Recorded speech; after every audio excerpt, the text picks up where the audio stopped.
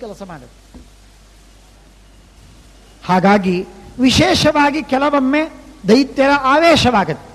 ಉತ್ತಮರಾದ ಜೀವರಲ್ಲೂ ದೈತ್ಯರ ಆವೇಶವಾಗತ್ತೆ, ಕಲ್ಯಾವೇಶವಾಗತ್ತೆ.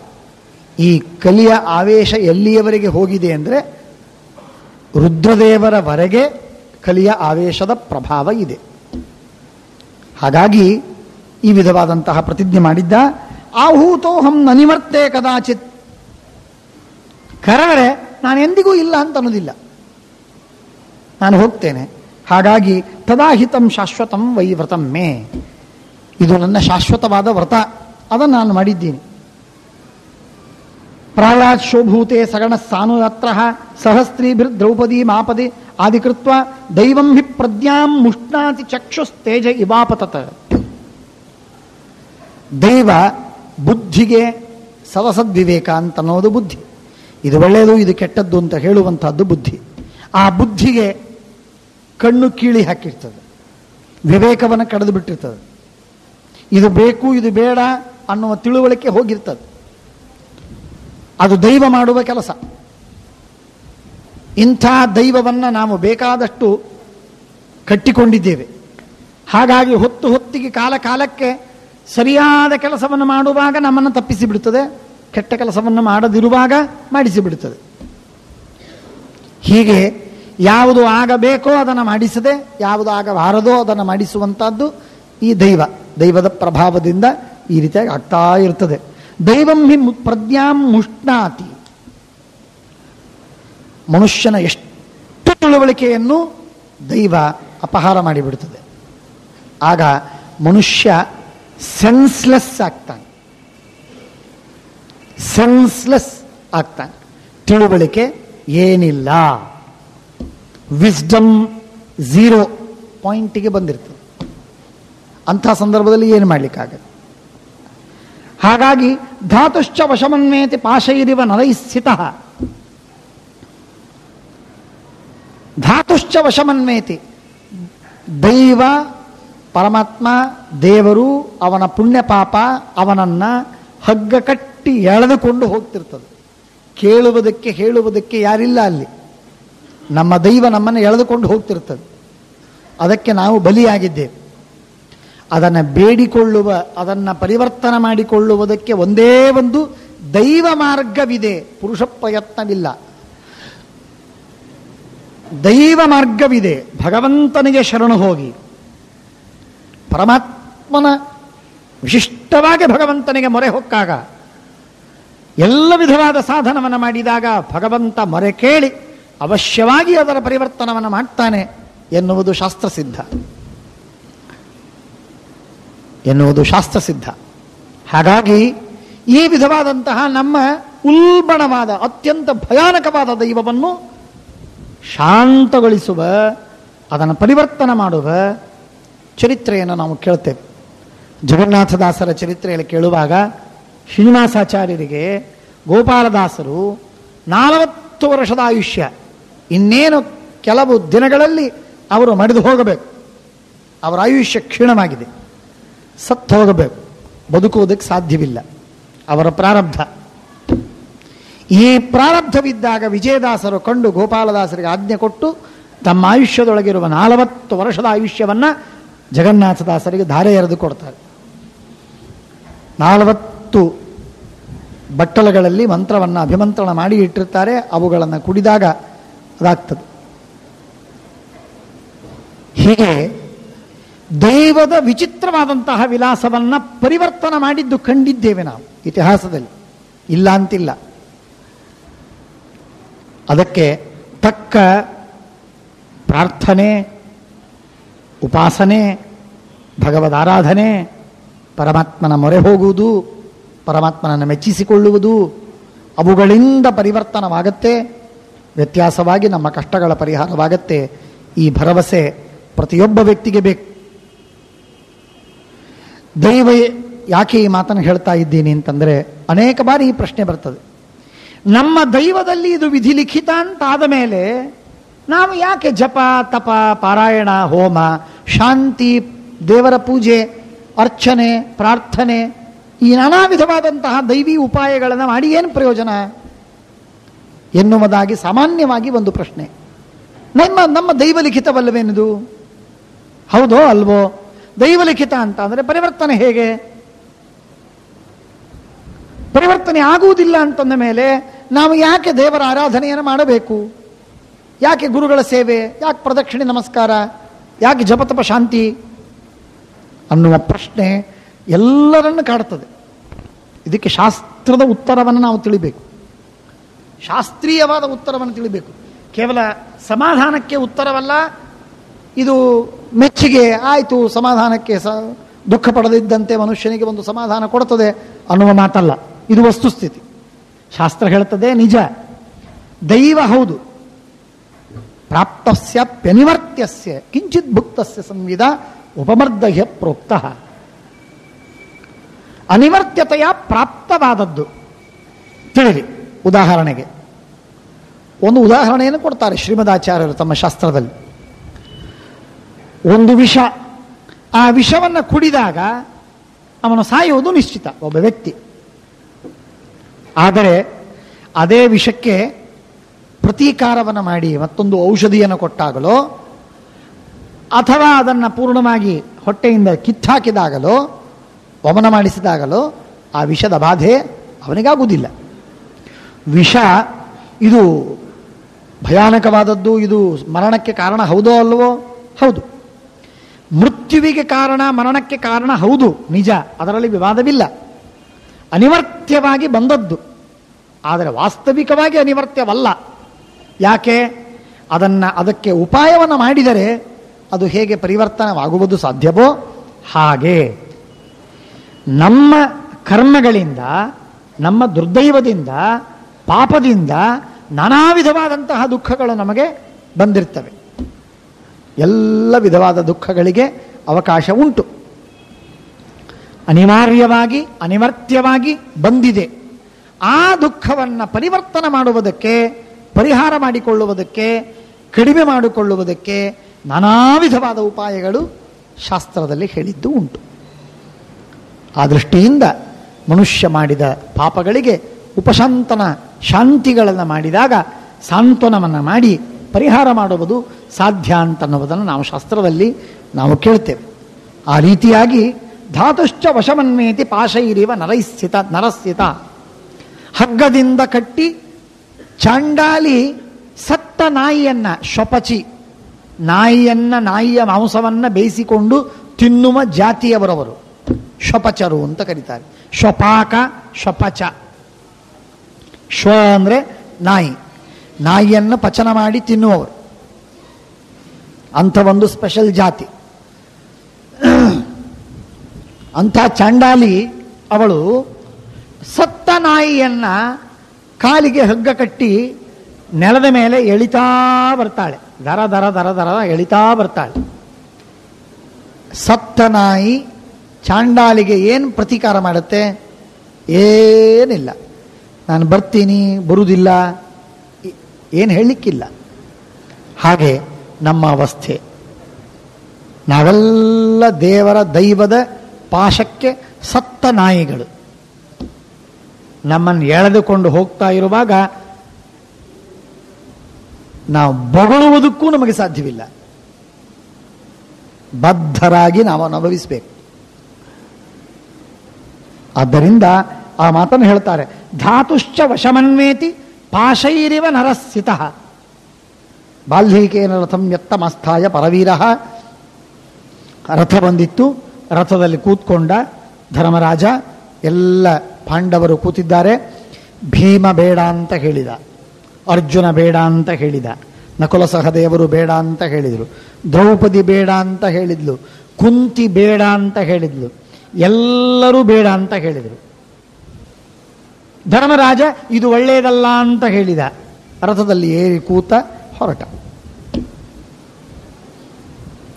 ಮಾತಿಗೆ ಮಾತ್ರ ಬೇಡ, ಆದರೆ ಕೃತಿಯಲ್ಲಿ ನಡೆದದ್ದಾಯ್ತು. ರಾಜಶ್ರಿಯ ದೀಪ್ಯಮಾನೋ ಯಯೌ ಬ್ರಹ್ಮಪುರಸ್ಸರ ತಮಾರುಹ್ಯ ಮಹಾರಾಜೋ ಗಜೇಂದ್ರಂ ಷಷ್ಟಿಹಾಯನಂ. ಎತ್ತರವಾದ 60 ವರ್ಷದ ಎತ್ತರವಾದ ಆನೆಯ ಮೇಲೆ ಕೂತ್ಕೊಂಡು ಧರ್ಮರಾಜ ಬಂದಿದ್ದಾನೆ. ಪೂರ್ವದಲ್ಲಿ ಪ್ರವೇಶ ಮಾಡಿದ, ಸ್ವಾಗತವಾಗಿದೆ. ದ್ರೌಪದಿ ಬಂದಿದ್ದಾಳೆ, ದ್ರೌಪದಿಯ ಲಾವಣ್ಯ, ಸೌಂದರ್ಯ, ಅವಳ ಐಶ್ವರ್ಯ, ಸಮೃದ್ಧಿ, ಅಲಂಕಾರಗಳನ್ನು ಕಂಡು ಪುರದ ಸ್ತ್ರೀಯರಿಗೆ ಸಹನವಾಗಲಿಲ್ಲ. ಸಹಸ್ತನ ಸಮೀಪೆ ಪುರರಾಜೋ ಯುಧಿಷ್ಠಿರ ಚಕ್ರೆ ನಿಮೇಶನಂ ತತ್ರ. ಹೊರಗಿನ ಔಟ್ಸ್ಕರ್ಟಿನಲ್ಲಿ ಅಲ್ಲಿ ವಾಸವಾಗಿದ್ದಾರೆ. ಅವತ್ತಿನ ರಾತ್ರಿ ಬೆಳಗ್ಗೆದ್ದು ಸ್ನಾನ ಮಾಡಿ ಒಳಗೆ ಪ್ರವೇಶ ಮಾಡಿದರು. ನಮರಷಯಮ್ಯಹಂ ಕ್ಷತ್ತಃ ಸಮಹ್ವಾನಂ ವ್ರತಂ ಹಿಮೆ ಸ್ವಸ್ತ್ಯಸ್ತು ಲೋಕೆ ವಿಪ್ರಾಣಂ ಪ್ರಜಾನಾಂಚೈವ ಸರ್ವದಾ. ಎಲ್ಲ ಬ್ರಾಹ್ಮಣರಿಗೆ, ಎಲ್ಲ ಪ್ರಜೆಗಳಿಗೆ ಕ್ಷೇಮವಾಗಲಿ, ನಮ್ಮಿಂದಾಗಿ ಯಾರಿಗೂ ತೊಂದರೆ ಆಗುವುದು ಬೇಡ, ನಮಗೇನು ಅನರ್ಥವಾಗುತ್ತೋ ಆಗಲಿ, ಪ್ರಜೆಗಳಿಗೆ ನಮ್ಮಿಂದ ವಿಶೇಷವಾಗಿ ಬ್ರಾಹ್ಮಣರಿಗೆ ತೊಂದರೆ ಆಗುವುದು ಬೇಡ ಅಂತ ಬೇಡಿ ಆಶಂಸನ ಮಾಡಿದ್ದಾನೆ. ಧೃತರಾಷ್ಟ್ರೇಣ ಚಾಹೂತಃ ಕಾಲಸ್ಯ ಸಮಯೇನ ಚ. ನಮ್ಮ ದೈವ ನಮಗೆ ಆಮಂತ್ರಣ ಕೊಟ್ಟಾಗ, ನಮ್ಮ ಕಾಲ ನಮಗೆ ಆಮಂತ್ರಣ ಕೊಟ್ಟಾಗ ಆ ಕಾಲದ ಆಮಂತ್ರಣವನ್ನು ತಪ್ಪಿಸಿಕೊಳ್ಳುವುದಕ್ಕೆ ಯಾರಿಗೆ ಸಾಧ್ಯವಿಲ್ಲ. ಬರುವ ಹಾನಿ ವೃದ್ಧಿ ತನ್ನ ಕಾಲವ ಮೀರಲು ಅರಿಯದು ಎಚ್ಚರಿಕೆ. ನೆಚ್ಚದಿರಿ ಭಾಗ್ಯ ಯಾರಿಗೂ ಸ್ಥಿರವಲ್ಲ, ನಿಶ್ಚಯವೆಚ್ಚರಿಕೆ. ಭಾರಿ ವಿಚಿತ್ರವಾಗಿರುವಂತಹ ದೈವದ ವಿಲಾಸ, ದೈವದ ಆಟ. ಏನು ಮಾಡುತ್ತೆ ಅದಕ್ಕೆ ನಾವು ಅತ್ಯಂತ ಮೂಕರಾಗಿ, ಪ್ರೇಕ್ಷಕರಾಗಿ ಅನುಭವಿಸ್ತಾ ಕೂಡಬೇಕಷ್ಟೇ. ನಮ್ಮ ಪಾಲಿಗೆ ಬಿಟ್ಟದ್ದು, ನಮ್ಮ ಪಾಲಿಗೆ ಬಿಟ್ಟದ್ದು. ಯಾರೋ ಏನೋ ತಪ್ಪು ಮಾಡಿದಾಗ ಅವನ ಮೇಲೆ ಆಕ್ರೋಶವನ್ನು ಮಾಡಿಕೊಳ್ತೇವೆ. ದೈವದಿಂದಲೇ ನಮಗಾಗುವ ತಪ್ಪಿಗೆ ಯಾರ ಮೇಲೆ ಆಕ್ರೋಶ ಮಾಡಿಕೊಳ್ತೇವೆ? ಭಾಗವತದಲ್ಲಿ ಒಂದು ಪ್ರಶ್ನೆ ಕೇಳ್ತಾರೆ, ಇನ್ನೊಬ್ಬರಿಂದ ಆಗುವ ಅನರ್ಥಕ್ಕೆ ನೀನು ಯಾರ ಮೇಲೋ ರೇಗಾಡ್ತಿ, ಸಿಟ್ಟಿಗೆ ಬರ್ತಿ, ಆಕ್ರೋಶ ಮಾಡ್ತಿ. ನೀನೇ ನಿನ್ನ ಹಲ್ಲು ನಾಲಿಗೆಯನ್ನು ಕಚ್ಚಿದಾಗ ಹಲ್ಲು ಕಿತ್ತು ಹಾಕ್ತೀಯ? ಆಗುವುದಿಲ್ಲ. ನೀನು ನಿನಗೆ ಗೊತ್ತಿಲ್ಲದಂತೆ ಕಾದ ಕಬ್ಬಿಣ ಹಂಚವನ್ನು ಕೈಯಲ್ಲಿ ಮುಟ್ಟಿದಾಗ ನೀನು ಯಾರಿಗೆ ಬೈತಿ? ನೀನೇ ಕಾಯ್ದಿರಿಸಿದ ಕಬ್ಬಿಣ ಹಂಚು, ಇನ್ನೊಬ್ಬರಲ್ಲ, ಅದನ್ನು ನೀನೇ ಮುಟ್ಟಿದೆ, ಯಾರಿಗೆ ಬೈತಿ? ದೈವದಿಂದ ಆಗುವುದಕ್ಕೆ ಯಾರಿಗೆ ತಿರಸ್ಕಾರ, ದೂಷಣೆ ಕೊಟ್ಟು ಏನಾಗುವುದಿಲ್ಲ. ತಾವು ಅನುಭವಿಸಬೇಕಾದದ್ದಟ್ಟೆ. ಹಾಗಾಗಿ ಕಾಲಸ್ಯ ಸಮಯೇನ ಚ ತಥಾ ಭೀಷ್ಮೇಣ ದ್ರೋಣೇನ. ಮೊಟ್ಟ ಮೊದಲು ಒಳಗೆ ಪ್ರವೇಶ ಮಾಡಿದ ತಕ್ಷಣಕ್ಕೆ ಮೊಟ್ಟ ಮೊದಲು ಭೇಟಿಯಾದದ್ದು ಭೀಷ್ಮರನ್ನು. ಭೀಷ್ಮನಿಗೆ ಹೋಗಿ ನಮಸ್ಕಾರ ಮಾಡಿದ. ಜೂಜಾಟ ಬೇಡೋ, ಯಾಕಾಡ್ತಿ ಅಂತಾರೆ ಭೀಷ್ಮರು. ಬೇಡ ಅಂತ ತಡೆಗುಟ್ಟುವುದಿಲ್ಲ, ಯಾರೂ ತಡೆಯೋರಿಲ್ಲ. ಬೇಡ ಅಂತ ಹೇಳೋರಟ್ಟೆ, ನಿಲ್ಲಿಸೋರು ಯಾರಿಲ್ಲ. ಏನಿದು ದುರ್ದೈವ? ದ್ರೋಣಾಚಾರ್ಯರು, ಕರ್ಣ ಬಂದ, ಕರ್ಣನ ಭೇಟಿಯಾಯಿತು, ಕೃಪಾಚಾರ್ಯರ ಭೇಟಿಯಾಯಿತು. ಸಮಯಾಯ ಯಥಾನ್ಯಾಯಂ ದ್ರೌಣಿನಾಚ ವಿಭುಸ್ಸಹ. ಅಶ್ವತ್ಥಾಮಾಚಾರ್ಯರ ಭೇಟಿಯಾಯಿತು. ಸೋಮದತ್ತ, ದುರ್ಯೋಧನ, ಕೊನೆಗೆ ದುರ್ಯೋಧನನನ್ನು ಹೋಗಿ ಭೇಟಿಯಾದ ಧರ್ಮರಾಜ. ಧರ್ಮರಾಜ ಬಹಳ ವಿಚಿತ್ರವಾದ ವ್ಯಕ್ತಿ. ನಿನ್ನನ್ನು ಗಲ್ಲಿಗೆ ಏರಿಸೋನಿದ್ದೀನಿ ಅಂತಂದರೆ ಅವನಿಗೆ ಹೋಗಿ ಭೇಟಿಯಾಗಿ ಬರ್ತಾನವ. ಇಂಥ ಸಾಧು ಪ್ರಾಣಿ. ದುರ್ಯೋಧನ ಜೂಜಾಟಕ್ಕೆ ಕರೆದವನು. ಇದಕ್ಕೆಲ್ಲ ಕಾಳ ನಿಮಿತ್ತ ಅವನು ಮುಖ್ಯ. ಭಾರಿ ಭಯಾನಕವಾದಂತಹ ವ್ಯಕ್ತಿ ಅವನು. ಇಡೀ ಕುಲನಾಶಕರ. ಇಷ್ಟು ಗೊತ್ತಿದ್ರೂ ಆ ದುರ್ಯೋಧನನನ್ನು ಹೋಗಿ ಭೇಟಿಯಾಗ್ತಾನೆ. ಸಭ್ರಾತ್ರ ಸೌಬಲೇನ ಚ ಶಕುನಿಗೆ ಭೇಟಿಯಾಗ್ತಾನೆ. ದುಶ್ಯಾಸನನಿಗೆ, ಜಯದ್ರಥನಿಗೆ ಭೇಟಿಯಾದ. ಗಾಂಧಾರಿಗೆ ಹೋಗಿ ನಮಸ್ಕಾರ ಮಾಡಿದ. ಆಮೇಲೆ ಕೊನೆಗೆ ಧೃತರಾಷ್ಟ್ರನಿಗೆ ಹೋಗಿ ನಮಸ್ಕಾರ ಮಾಡಿದ. ಧೃತರಾಷ್ಟ್ರನಿಗೆ ಸಾಲಾಗಿ ಧರ್ಮ, ಭೀಮ, ಅರ್ಜುನ, ನಕುಲ, ಸಹದೇವರು ಎಲ್ಲರೂ ನಮಸ್ಕಾರ ಮಾಡಿದರು. ಎಲ್ಲರಿಗೆ ಆಶೀರ್ವಾದ ಮಾಡಿದ ಧೃತರಾಷ್ಟ್ರ. ಯಾಜ್ಞಸನ್ಯ ಪರಾಮೃದ್ಧಿಂ ದೃಷ್ಟ ಪ್ರಜ್ವಲಿತಾಮಿವ ಸ್ನುಷಾಸ್ತಾಹ ಧೃತರಾಷ್ಟ್ರಸ್ಯ ನಾತಿಪ್ರಮನಸೋಭವನ್. ಎಲ್ಲ ಧೃತರಾಷ್ಟ್ರನ ಸೊಸೆಯಂದಿರಿಗೆ, ಭಾನುಮತಿ ಮೊದಲಾದ ದುರ್ಯೋಧನಾದಿಗಳ ಎಲ್ಲ ಮಡದಿಯರಿಗೆ ಬಹಳ ಪೀಡೆಯಾಗಿದೆ. ದ್ರೌಪದಿಯನ್ನು ನೋಡಿ ಬಹಳ ಅಸಮಾಧಾನವಾಗಿದೆ. ಆಗ ಇಷ್ಟೆಲ್ಲ ಆಯಿತು, ಭೇಟಿಯಾಯಿತು, ನಮಸ್ಕಾರ, ಆಶೀರ್ವಾದ ಇತ್ಯಾದಿಗಳೆಲ್ಲ ಆಗಿದೆ. ಸಭಾಭವನಕ್ಕೆ ಬಂದಿದ್ದಾರೆ. ಧೃತರಾಷ್ಟ್ರ ಒಂದು ಎತ್ತರದ ಆಸನದ ಮೇಲೆ ವಿರಾಜಮಾನನಾಗಿದ್ದಾನೆ. ಭೀಷ್ಮದ್ರೋಣಾದಿಗಳು ತಮ್ಮ ಸ್ಥಾನದಲ್ಲಿ ಕೂತಿದ್ದಾರೆ. ಒಂದು ಕಡೆಗೆ ಪಾಂಡವರು, ಇನ್ನೊಂದು ಕಡೆಗೆ ದುರ್ಯೋಧನ, ಪಕ್ಕದಲ್ಲಿ ಕರ್ಣ, ಇನ್ನೊಂದು ಕಡೆಗೆ ಶಕುನಿ, ಆಚೆ ದುಶ್ಯಾಸನ. 4 ವಿರಾಜಮಾನರಾದರು. ಶಕುನಿ ಕೂತಿದ್ದಾನೆ, ಧರ್ಮರಾಜನನ್ನು ಸ್ವಾಗತ ಮಾಡಿದ. ಶಕುನಿ ಸೌಬಲಸ್ತತ್ರ ಯುಧಿಷ್ಠಿರಮ ಭಾಷತೆ ನಿಕೃತಿರ್ದೇವನಂ ಪಾಪಂ. ಅವನಂತಾನೆ, ಧರ್ಮರಾಜ, ಇದು ಮೋಸ, ಇದು ತಪ್ಪಿದು, ಅನ್ಯಾಯ. ಮೋಸ? ಎಲ್ಲಿ ಮೋಸ? ಎಲ್ಲಿ ಮೋಸ? ನಾನು ನಿನಗೆ ಮೋಸ ಮಾಡುವ ಪ್ರಸಕ್ತಿ ಇಲ್ಲ. ನಿನಗೆ ಜೂಜಾಟ ಗೊತ್ತಿಲ್ಲ. ನನಗೆ ಜೂಜಾಟ ಗೊತ್ತು. ನಾನು ಜೂಜಾಟ ಆಡಲಿಕ್ಕೆ ನಿನಗೆ ಕರೆದದ್ದು ನಿನಗೆ ಗೊತ್ತಿಲ್ಲ. ಗೊತ್ತಿದ್ದವನಿಗೆ ಗೊತ್ತಿದ್ದವ ಮೋಸ ಮಾಡೋದುಂಟು, ಗೊತ್ತಿಲ್ಲದವನಿಗೆ ಗೊತ್ತಿದ್ದವ ಮೋಸ ಏನು ಮಾಡೋದು? ನಾನು ಆಡ್ತೀನಿ, ನೀನು ಸೋಲ್ತಿ, ನಾನೇನು ಮಾಡಲಿ? ಮೋಸ ಇಲ್ಲ ಇಲ್ಲಿ. ಶಕುನಿ ಹೇಳುವ ಮಾತು, ನಾನು ಮೋಸ ಆಡೋದೇ ಇಲ್ಲ ಇಲ್ಲಿ. ನಾನು ಜೂಜಾಟ ಕಲ್ತಿದ್ದೀನಿ, ನನಗೆ ಗೊತ್ತು, ನಾನು ಆಟ ಮಾಡ್ತೀನಿ ಅಷ್ಟೇ. ನಿನಗೆ ಗೊತ್ತಿಲ್ಲ, ಆದ್ದರಿಂದ ನೀನು ಸೋಲ್ತಿ. ನಾನು ವಿದ್ವಾನ್, ನೀನು ಅವಿದ್ವಾನ್. ನಾನು ನಿನಗೆ ಮೋಸ ಮಾಡೋ ಪ್ರಸಕ್ತಿ ಇಲ್ಲ. ಇನ್ನೊಬ್ಬರು ಯಾರೋ ಜೂಜಾಟ ಆಡುವವರು ಬಲ್ಲವರು ಬಂದಾಗ ಅವರಿಗೆ ನಾನು ಮೋಸ ಮಾಡಬೇಕು. ಯಾಕೆ? ಅವನು ಬಲ್ಲವ. ಬಲ್ಲವರಿಗೆ ಬಲ್ಲವರು ಮೋಸ ಮಾಡಬೇಕೇ ಹೊರತು ಬಲ್ಲವರಲ್ಲದೇ ಇದ್ದವನಿಗೆ ಬಲ್ಲವನು ಮೋಸ ಮಾಡೋದೇನು? ನೀವೊಬ್ಬರು ಶಾಸ್ತ್ರ ಓದಿದವರು, ನಾನು ಶಾಸ್ತ್ರ ಓದಿದವನು. ನಾನು ನಿಮಗೆ ಮೋಸ ಮಾಡಲಿಕ್ಕೆ ಉಂಟು. ನಿಮಗೆ ಶಾಸ್ತ್ರವೇ ಗೊತ್ತಿಲ್ಲ, ಸಂಸ್ಕೃತ ಬರುವುದಿಲ್ಲ, ಆಚಾರ್ಯ ಏನು ಹೇಳ್ತಾರೆ ಅದೇ ಸತ್ಯ. ಮೋಸ ಏನು ಮಾಡೋದು? ಏನು ಹೇಳಿದ್ದೇ ಆಗತ್ತೆ. ಹಾಗಿದೆ ನನ್ನ ಅವಸ್ಥೆ. ಆದ್ದರಿಂದ ನಾನು ಮೋಸ ಮಾಡ್ತಾ ಇಲ್ಲ. ಸಭೆಯಲ್ಲಿ ಹೇಳ್ತಾನೆ, ಓಪನ್ ಆಗಿ ಹೇಳ್ತಾನೆ, ನಾನು ನಿನ್ನನ್ನು ಮೋಸ ಮಾಡ್ತಾ ಇಲ್ಲ, ನಿನಗೆ ಜೂಜಾಟ ಬರುವುದಿಲ್ಲ, ಆದ್ದರಿಂದ ನೀನು ಸೋಲೋದು ನಿಶ್ಚಿತ. ನೀನು ಸೋಲೋದು ಬೇಡ ಅಂತ ನಿನಗೆ ಅನಿಸಿದ್ರೆ ಬಿಟ್ಟು ಹೋಗು. ನಿನಗೆ ಯಾರು ಬಾ ಅಂತ ಹೇಳಿದ್ದಾರೆ? ಹೇಳಬಹುದಾಗಿತ್ತು ನೀನು, ನಾನು ಬರುವುದಿಲ್ಲ, ಜೂಜಾಟ ನಂಗೆ ಬರುವುದಿಲ್ಲ, ಆದ್ದರಿಂದ ನಾನು ಆಟಕ್ಕೂ ಬರುವುದಿಲ್ಲ ಅಂತ ಬರಬಾರ್ದಾಗಿತ್ತು. ಈಗಾದರೇನು? ವೇಳೆ ಮಿಂಚಿಲ್ಲ, ಹೋಗ್, ತಿರುಗಿ ಹೋಗು. ಅಂದರೆ ತನ್ನ ಪಕ್ಷವನ್ನು ಎಷ್ಟು ಡಿಫೆಂಡ್ ಮಾಡಿಕೊಂಡ, ಗಟ್ಟಿ ಮಾಡಿಕೊಂಡ.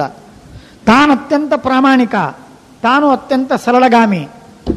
ಧರ್ಮರಾಜನಿಗೆ ಈ ಮೋಹ ಇದೆ, ಮೋಸ ಇದೆ, ಅದರಲ್ಲಿ ಅವನಿಗೆ ಆಸ್ಥೆ ಇದೆ. ಅವನ ಆಟಕ್ಕೆ ಬಿದ್ದಿದ್ದಾನೆ. ಆದ್ದರಿಂದ ಧರ್ಮರಾಜನ ತಪ್ಪಿದು ಅಂತ ಧರ್ಮರಾಜನಿಗೆ ಅಪರಾಧವನ್ನು ಹೊರಿಸಿ ಅವನನ್ನು ತಿರುಗಿ ಕಳಿಸುವನು. ಗೊತ್ತವನಿಗೆ ಧರ್ಮರಾಜ ಜೂಜಕ್ಕೆ ಕರೆದ ಮೇಲೆ ಇಲ್ಲ ಅಂತ ಅನ್ನುವುದಿಲ್ಲ, ಗೊತ್ತವನಿಗೆ. ಆ ಭರದ ಮೇಲೆ ಒಂದು ಯಾರೋ ನನಗೆ ಹೇಳ್ತಾ ಇದ್ರು, ಮಹಾಭಾರತದಲ್ಲಿ ಇಫ್ಸ್ ಅಂಡ್ ಬಟ್ಸ್ ಬಹಳ ಇವೆ ಅಂತ. ಇಫ್ ಮಹಾಭಾರತದಲ್ಲಿ ಧರ್ಮರಾಜ ಈ ರೀತಿಯಾಗಿ ಪ್ರತಿಜ್ಞೆ ಮಾಡಿದ್ದಿಲ್ಲ ಅಂತಂದ್ರೆ ಏನಾಗ್ತಿತ್ತು? ಅರೆ ಏನೇ ಹೀಗೆ ಪ್ರಶ್ನೆ. ಈ ಇಫ್ಸ್ ಅಂಡ್ ಬಟ್ಸು ಬರೀ ಮಹಾಭಾರತದಲ್ಲ, ಪ್ರತಿಯೊಬ್ಬ ಜೀವನದ ಪ್ರತಿಯೊಂದು ಕ್ಷಣದಲ್ಲಿ ಇಫ್ ಮತ್ತು ಬಟ್ಟುಗಳು ಇವೆ, ಕ್ಷಣದಲ್ಲಿವೆ. ಇಫ್ ನಾನು ಅಂಥ ಒಬ್ಬ ರಾಜನ ಮನೆಯಲ್ಲಿ ಹುಟ್ಟಿದ್ರೆ ಏನಾಗ್ತಿತ್ತು? ಇಫ್ ನಾನು ಇಂಥವನು ಅಂಥವರ ಮನೆಯಲ್ಲಿ, ಇಫ್ ಎಲ್ಲರೂ ರಾಜರಾಗಿದ್ದರೆ ಏನಾಗ್ತಿತ್ತು? ಏನು ಇಫ್ಫಿಗೇನು ಅಂತ ಇಲ್ಲ, ಇಫ್ಫಿಗೆ ಅಂತವಿದೆ. ಯಾರೋ ನನಗೆ ಹೇಳಿದರು, ಇಫ್ಸ್ ಅಂಡ್ ಬಟ್ಸ್ ಇದು ಬಹಳ ಮಹಾಭಾರತದಲ್ಲಿ ತುಂಬಿ ಬರ್ತದೆ. ಇಫ್ಸ್ ಅಂಡ್ ಬಟ್ಸ್ ಎಲ್ಲಿ ಬರುವುದಿಲ್ಲ. ಜೀವನದ ಆದಿಯಲ್ಲಿ ಶುರುವಾಗುವುದು ಇಫ್ಫು, ಕೊನೆಗೆ ಮುಗಿಯುವುದು ಬಟ್ಟು. ಇವೆರಡರ ಮಧ್ಯದಲ್ಲಿದ್ದದ್ದೇ ಜೀವನ. ಈ ಇಫ್ಫು ಬಟ್ಟುಗಳು ತೆಗೆದು ಬಿಟ್ರೆ ಅದು ಮುಕ್ತಿ, ಅದು ಮೋಕ್ಷ. ಅದು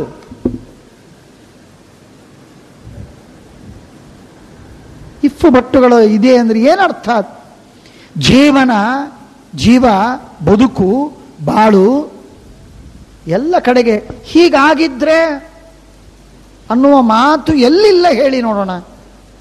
ನನಗೆ ಬಹಳ ಬುದ್ಧಿ ಇದ್ದಿದ್ರೆ, ಅರೆ ನಾನು ಆಗ ಇದ್ದಿದ್ರೆ, ಗಾಂಧೀಜಿಯವರು ಅಥವಾ ಜಿನ್ನಾ ಅವರು ಪಾರ್ಟಿಷನ್ ಮಾಡೋ ಹೊತ್ತಿಗೆ ನಾನು ಇದ್ದಿದ್ರೆ, ಅಥವಾ ನನಗೆ ಅಷ್ಟು ಶಕ್ತಿ ಇದ್ದಿದ್ರೆ, ಅಥವಾ ನಾನೇ ಜಿನ್ನಾ ಆಗಿದ್ರೆ, ಸಾರಿ, ಹೀಗೆಲ್ಲ ಹುಚ್ಚುಚ್ಚರ ಹಾಗೆ ಮಾತಾಡ್ತಾ ಇದ್ರಿ, ಇದಕ್ಕೇನು ಅಂತವಿದೆಯೇನು? ಇದಕ್ಕೆ ಬುದ್ಧಿ ಇಲ್ಲದ ಮಾತು ಅಂತಂತಾರೆ. ಆದ್ದರಿಂದ ಆ ರೀತಿಯಾಗಿ ಮಾಡುವುದಕ್ಕೆ ಏನೂ ಅವಕಾಶವಿಲ್ಲ. ಇರಲಿ, ಇಲ್ಲಿ ನಾವು ನೋಡೋಣ. ಈ ಸಂದರ್ಭದೊಳಗೆ ಧರ್ಮರಾಜನಿಗೆ, ಶಕುನಿಗೆ ಗೊತ್ತು ಧರ್ಮರಾಜನ ಒಂದು ವೀಕೆಸ್ಟ್ ಪಾಯಿಂಟ್. ಏನದು ವೀಕೆಸ್ಟ್ ಪಾಯಿಂಟು? ಅವನು ಜೂಜಾಟಕ್ಕೆ ಕರೆದಾಗ ತಿರುಗಿ ಹೋಗುವುದಿಲ್ಲ. ಆ ಸೂತ್ರವನ್ನು ಹಿಡಿದು ಅವನನ್ನು ಆಟವಾಡಿಸ್ತಾ ಇದ್ದಾನೆ. ನಿನಗೆ ನಾನು ಮೋಸ ಮಾಡ್ತಾ ಇಲ್ಲ, ನಿನಗೆ ಜೂಜಾಟ ಬರುವುದಿಲ್ಲ, ಆದ್ದರಿಂದ ನೀನು ಬಿಟ್ಟು ಹೋಗು ಅಷ್ಟೇ. ಒಂದೇ ಮಾತು ಹೇಳು, ನನಗೆ ಜೂಜಾಟ ಬರುವುದಿಲ್ಲ, ಆದ್ದರಿಂದ ನಾನು ಆಟ ಆಡುವುದಿಲ್ಲ, ನಾನು ಹೋಗ್ತೇನೆ ಅಂತ ನೀನು ಓಪನ್ ಆಗಿ ಹೇಳು, ಹೋಗು. ನಿನಗ್ಯಾರು ಕಟ್ಟಾಗಿದ್ದಾರೆ ಕಾಲು, ಹೋಗು. ಕುರುಶ್ವಪಾಣಂಚ ಚಿರಂಚ ಮಾಕೃತಃ, ಇಲ್ಲವೇ ಕೂಡು, ಜೂಜಾಟಕ್ಕೆ ಬಾ, ಸಿದ್ಧನಾಗ. ಇದಂತೂ ಇದಂ ವೈ ದೇವನಂ ಪಾಪಂ ನಿಕೃತ್ಯ ಕೃತವೈಸ್ಸವ ಧರ್ಮೇಣತು ಜಯೋ ಯುದ್ಧೇ ತತ್ಪರಂತು ನ ದೇವನಂ. ಜೂಜಾಟ ಇದು ಮೋಸ, ಯುದ್ಧ ಮಾಡಿ ನಾವು ಗೆಲ್ಲಬೇಕು. ಎಲ್ಲ ಸಂತೋಷ, ನಿನಗ್ಯಾರು ಬೇಡ ಅಂತ ಹೇಳಿದ್ರು, ಯುದ್ಧಕ್ಕೆ ಬಾ, ಜೂಜಾಟ ಬಿಟ್ಬಿಡು ಮೊದಲು. ಅದು ನೋಡಿ, ಅದು ಪ್ರತಿಜ್ಞೆ. ಅದು ಇದು ಯಾಕಾದರೂ ಪ್ರತಿಜ್ಞೆ ಮಾಡಿದನೋ ಯಾವ ಗಳಿಗೆ ಅದು. ಮನುಷ್ಯನಿಗೆ ಕೆಲವು ವಿಷಗಳಿಗೆ ಅಂತ ಬರುತ್ತೆ, ಆಗ ಆ ಸಂದರ್ಭದಲ್ಲಿ ಆ ವಿಷಗಳಿಗೆಯನ್ನು ತಳ್ಳಿಬಿಟ್ರೆ ಸಾಕು, ಎಲ್ಲ ಕ್ಷೇಮವಾಗುತ್ತೆ. ಬೀಸೋ ದೊಣ್ಣೆ ತಪ್ಪಿದರೆ 1000 ವರ್ಷ, ಬೀಸೋ ದೊಣ್ಣೆ ತಪ್ಪಿದರೆ 1000 ವರ್ಷ.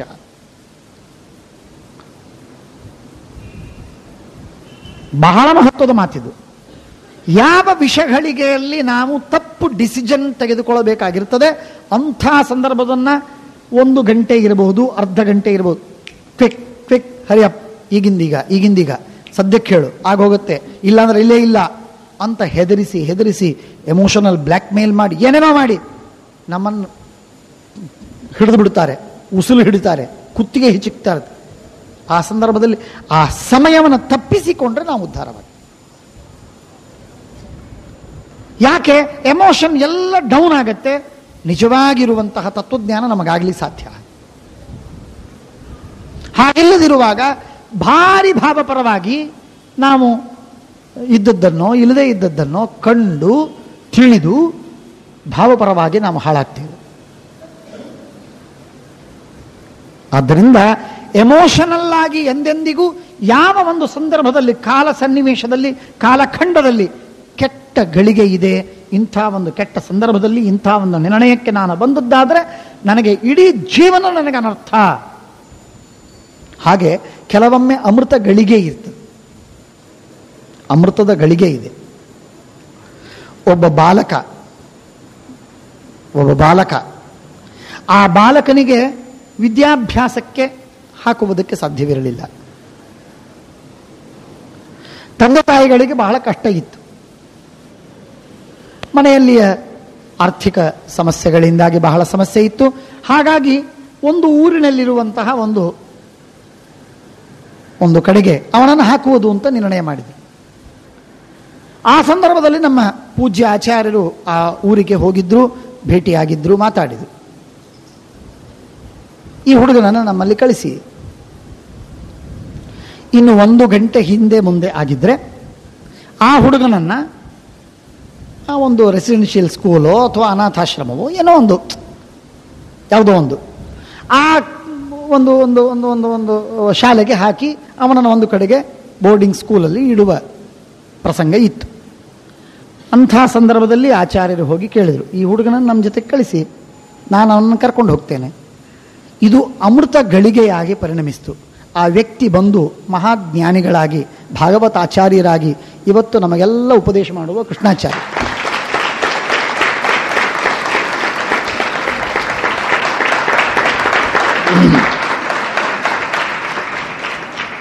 ಅಮೃತ ಗಳಿಗೆ ಹೇಗೆ ಪರಿಣಮಿಸ್ತದೆ ಅಂತ ಅನ್ನೋದನ್ನು ನಾವು ನೋಡಬೇಕು. ಇದು ಪೂಜ್ಯ ಕೃಷ್ಣಾಚಾರ್ಯರೇ ಹಿಂದೆ ಉಪನ್ಯಾಸದಲ್ಲಿ ಹೇಳಿದ ಮಾತಿದ್ದು. ಯಾಕೆ ಈ ಮಾತನ್ನು ಹೇಳ್ತೀನಿ? ಈ ತರಹದ ಸಮಸ್ಯೆಗಳು ನಮ್ಮೆಲ್ಲರ ಜೀವನದಲ್ಲಿ ಪ್ರತಿ ಗಳಿಗೆಗೆ ಬರ್ತಿರ್ತದೆ. ಆಗಾಗ ಕಾಲಕ್ಕೆ ಬರ್ತದೆ. ಕೆಟ್ಟ ಗಳಿಗೆಯೂ ಬರುತ್ತೆ, ಒಳ್ಳೆ ಗಳಿಗೆಯೂ ಬರ್ತದೆ. ಒಳ್ಳೆ ಗಳಿಗೆ ಬಂದಾಗ ಅದನ್ನು ಹಾರ್ವೆಸ್ಟನ್ನು ನಾವು ಮಾಡಿಕೊಳ್ಬೇಕು, ಭಾರಿ ಉತ್ತಮವಾದಂತಹ ಕೆಲಸವಾಗಿ ಹೋಗುತ್ತೆ. ಕೆಟ್ಟ ಗಳಿಗೆ ಬಂದಾಗ ಅದನ್ನು ತಳ್ಳಿ ಬಿಡಬೇಕು, ಏನೋ ಮಾಡಿ ಪರಿಹಾರ ಮಾಡಿ. ಪಾರಾಯಿತು 1000 ವರ್ಷದ ಜೀವನ. ಜೂಜಾಟಕ್ಕೆ ನಾನು ಬರುವುದಿಲ್ಲ. ನಾನು ಸುಳ್ಳು ಹೇಳಿದ್ರೂ ಚಿಂತೆ ಇಲ್ಲ, ನಾನು ಪ್ರತಿಜ್ಞೆ ಮಾಡಿದ್ದ ಹಾಳಾಗಿ ಹೋಗಲಿ, ನಾನು ಜೂಜಾಟಕ್ಕೆ ಬರುವುದಿಲ್ಲ ಅಂತಾಗಿದ್ರೆ ಮಹಾಭಾರತ ಧರ್ಮರಾಜ, ಭೀಮ, ದುರ್ಯೋಧನ ಇವರೆಲ್ಲ ಚದರಿ ಹೋಗ್ತಿದ್ರು. ಇವರೆಲ್ಲ ತೆಕ್ಕೆ ಮುಕ್ಕಿ ಹಾಕಿಕೊಂಡು ಯುದ್ಧವಾಗಬೇಕು. ಆ ಕಾಲಸೂತ್ರಧಾರಿಯಾಗಿರತಕ್ಕಂತಹ ಕಾಲೋಸ್ಮಿ ಲೋಕಕ್ಷಯಕ ಪ್ರವೃದ್ಧ ಲೋಕಾನ್ ಸಮಾಹರ್ತಮಿಹ ಪ್ರವೃತ್ತ ಆ ದೇವರ ಮೇಲೆ ನಿಂತು ತನ್ನ ಸೂತ್ರವನ್ನು ಆಡಿಸ್ತಿದ್ದಾನೆ. ಧರ್ಮರಾಜನಿಗೆ ಬಿಡಲಾರ. ಒಂದು ಮನಸ್ಸು ಹೊಯ್ದಾಡ್ತಾ ಇದೆ, ಜೂಜಾಡಬಾರದು. ಇನ್ನೊಂದು ಮನಸ್ಸು ಹೇಳ್ತಾ ಇದೆ, ಆಡ್ಲೇಬೇಕು. ಪ್ರತಿಜ್ಞೆ ಮಾಡಿದ್ದೆ ಹೇಗೆ ಬಿಡ್ತಿ? ಸತ್ಯವಂತ ನೀನು, ಹೇಗೆ ಬಿಡ್ತಿ? ಅಬ್ಬಾ, ತನ್ನ ಸತ್ಯದ ಮೇಲಿನ ಆಗ್ರಹ ಅವನಿಗೆ ಪ್ರಚೋದನೆ ಮಾಡಿತು. ಪ್ರತಿಜ್ಞೆಯನ್ನು ಸುಳ್ಳು ಮಾಡುವುದಕ್ಕೆ ಸಾಧ್ಯವಿಲ್ಲ. ನಾನು ಕ್ಷತ್ರಿಯನಾಗಿ ಅದೇನೇ ಇರಲಿ, ನಾನು ಜೂಜ ಆಡಲೇಬೇಕು. ಹೋದ, ಕೂತ, ಶುರುವಾಯಿ. ಸಹಿ ಸರ್ವ ಮನೋವೃತ್ತಿ ಪ್ರೇರಕ ಸಮುದಾಹೃತಃ. ಭಗವಂತ ಅಂತಃಪ್ರೇರಕನಾಗಿ ಎರಡು ಮನಸ್ಸುಗಳನ್ನು ಕೊಟ್ಟು, ಎರಡು ಇಚ್ಛೆಗಳನ್ನು ಕೊಟ್ಟು, ಎರಡು ವಿವೇಕಗಳನ್ನು ಕೊಟ್ಟು, ಎಲ್ಲವನ್ನೂ ನಿರ್ಧಾರ ಮಾಡಿ ಕೊನೆಗೂ ಒಂದು ವಿಚಿತ್ರವಾದ ತನ್ನದೇ ಆದ ದಾರಿಯಲ್ಲಿ ಭಗವಂತ ತಾನು ಸಂಕಲ್ಪಿಸಿದ ದಾರಿಯಲ್ಲಿ ತಾನು ಕರ್ಕೊಂಡು ಹೋಗ್ತಾನೆ. ಇದು ಬಹಳ ವಿಚಿತ್ರವಾಗಿರತಕ್ಕಂಥದ್ದು. ಅದಕ್ಕಾಗೇ ದೇವರು ಸ್ವತಂತ್ರ, ನಾವು ಪರತಂತ್ರರು ಎನ್ನುವಂತಹ ಮಹಾಭಾರತದ ಈ ಸಂದೇಶ. ಶ್ರೀಕೃಷ್ಣ. ನಾಹಂ ಕರ್ತಾ ಹರಿಕರ್ತಾ ತತ್ಪೂಜಾ ಕರ್ಮ ಚಾಖಿಲಂ ತಥಾಪಿ ಮತ್ಕೃತಾ ಪೂಜಾ ತತ್ಪ್ರಸಾದೇನ ನಾನ್ಯಥಾ ತದ್ಭಕ್ತಿಸ್ತತ್ಫಲಂ ಮಹ್ಯಂ ತತ್ಪ್ರಸಾದ ಪುನಃ ಪುನಃ ಕರ್ಮನ್ಯಾಸೋ ಹರಾವೇವಂ ವಿಷ್ಣೋಸ್ತೃಪ್ತಿಕರಃ ಸದಾ ಕಾಯೇನ ವಾಚಾ ಮನಸಾ ಇಂದ್ರಿಯೈರವ ಬುದ್ಧ್ಯ ಆತ್ಮನಾ ವಾ ಅನುಸೃತ ಸ್ವಭಾವಂ ಕರೋಮಿ ಯದ್ಯತ್ ಸಕಲಂ ಪರಸ್ಮೈ ನಾರಾಯಣಾಯೇತಿ ಸಮರ್ಪಯಾಮಿ ಅಕ್ಷಯಂ ಕರ್ಮ ಯಸ್ಮಿನ್ ಪರಿಸ್ವರ್ಪಿತಂ ಪ್ರಕ್ಷಯಂ ಯಾಂತಿ ದುಃಖಾನಿ ಯನ್ನಾಮತಃ ಅಕ್ಷರೋ ಯೋಜರಃ ಸರ್ವದೈವಾಮೃತಃ ಕುಕ್ಷಿಗಮ್ಯಸ್ಯ ವಿಶ್ವಂ ಸದಾ ಅಜಾದಿಕಂ ಪ್ರೀಣಯಾಮೋ ವಾಸುದೇವಂ ದೇವತಾಮಂಡಲಾಖಂಡಮಂಡನಂ ಅನೇನ ಭಾವಿ ಯತ್ ಪುಣ್ಯಂ ಅವಾಪ್ನೋತು ಗುರುರ್ಮಮ. ರಚನೆ ಮಾಡಿಕೊಟ್ಟ ಮಹಾನುಭಾವರು